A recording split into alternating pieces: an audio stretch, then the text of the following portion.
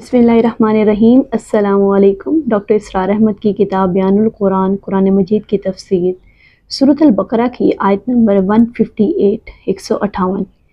ان الصفا والمروۃ من شعائر اللہ، یقیناً صفا اور مروہ اللہ کے شعائر میں سے ہے۔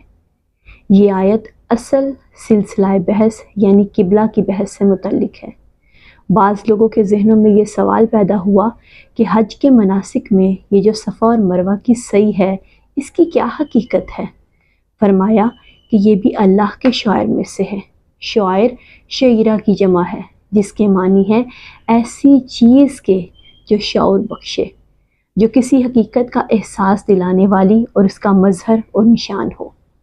چنانچہ وہ مظاہر جن کے ساتھ اولو العزم پیغمبروں یا اولو العزم اولیاء کرام اللہ کے حالات و واقعات کا کوئی ذہنی سلسلہ قائم ہوتا ہو، اور جو اللہ اور اس کے رسول صلی اللہ علیہ وآلہ وسلم کی طرف سے بطور ایک نشان اور علامت قرار فرمائے گئے ہوں، ان کو شعائر کہتے ہیں۔ فمن حج البیت او اعتمر فلا جناح علیہ ان یطوف بہما، تو جو کوئی بھی بیت اللہ کا حج کرے یا عمرہ کرے تو اس پر کوئی حرج نہیں کہ ان دونوں کا طواف بھی کرے۔ صفا اور مروہ کے طواف سے مراد وہ سعی ہے جو ان دو پہاڑوں کے درمیان 7 چکروں کی صورت میں کی جاتی ہے۔ ومن تطوع خیرا، اور جو شخص خوش دلی سے کوئی بھلائی کا کام کرتا ہے، فإن اللہ شاکر علیم، تو جان لو اللہ بڑا قدردان ہے، جاننے والا ہے۔ یہاں اللہ تعالیٰ کے لیے لفظ شاکر آیا ہے، لفظ شکر کی نسبت جب بندے کی طرف ہو تو اس کے لیے شکر گزار اور احسان مندی کرتے ہیں، لیکن جب اس کی نسبت اللہ تعالیٰ کی طرف سے ہو تو اس کے معنی قدردان اور قبول کرنے کے ہوتے ہیں۔ شاکر کے ساتھ دوسری صفت علیم آئی ہے کہ وہ سب کچھ جاننے والا ہے، چاہے کسی اور کو پتہ نہ لگے، اسے تو خوب معلوم ہے۔ اگر تم نے اللہ کی رضا جوئی کے لیے کسی کی کوئی مدد دی، مالی مدد کی ہے، اس حال میں کہ داہنے ہاتھ نے جو کچھ دیا اس کی خبر بائیں ہاتھ کو بھی نہیں ہوئی، اور انسان کے سامنے آپ نے اس کا تذکرہ بھی نہیں کیا، تو یہ اللہ کے تو علم میں ہے۔ چنانچہ اگر اللہ سے اجر و ثواب چاہتے ہو تو اپنی نیکیوں کا ڈھنڈورا پیٹنے کی کوئی ضرورت نہیں، لیکن اگر تم نے یہ سب کچھ لوگوں کو دکھانے کے لیے کیا تو گویا وہ مشرک ہو گیا۔ شرک۔ ان الذین یکتمون ما انزلنا من البینات والہدی، یقیناً وہ لوگ جو چھپاتے ہیں اس شے کو جو ہم نے نازل کی بینات میں سے اور ہدایت میں سے، من بعد ما بیناہ للناس فی الکتاب، بعد اس کے کہ ہم نے اس کو واضح کر دیا لوگوں کے لیے کتاب میں۔ اولئک یلعنہم اللہ ویلعنہم اللاعنون، تو وہی لوگ ہیں جن پر لعنت کرتا ہے اللہ، لعنت کرتے ہیں تمام لعنت کرنے والے۔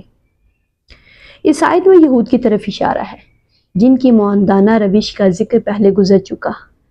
یہاں اب گویا آخری قطعی صفات کے طور پر ان کے بارے میں چند باتوں کا مزید اضافہ کیا جا رہا ہے۔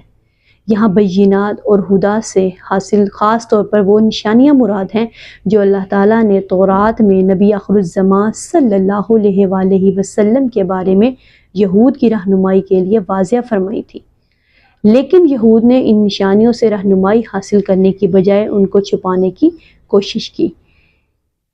یہاں اسی کی وضاحت ہو رہی ہے کہ تورات اور انجیل میں کیسی کھلی شہادت جن کو چھپاتے رہتے تھے۔ الا الذین تابوا واصلحوا وبینوا، سوائے اس کے جو توبہ کرے اور اصلاح کر لے اور جو کچھ چھپاتے تھے اسے واضح طور پر بیان کر دے۔ فاولئک اتوب علیہم، تو ان کی توبہ میں قبول کروں گا، میں اپنی نگاہ التفات ان کی طرف متوجہ کر دوں گا۔ وانا التواب الرحیم، اور میں تو ہوں ہی توبہ قبول کرنے والا، رحم کرنے والا۔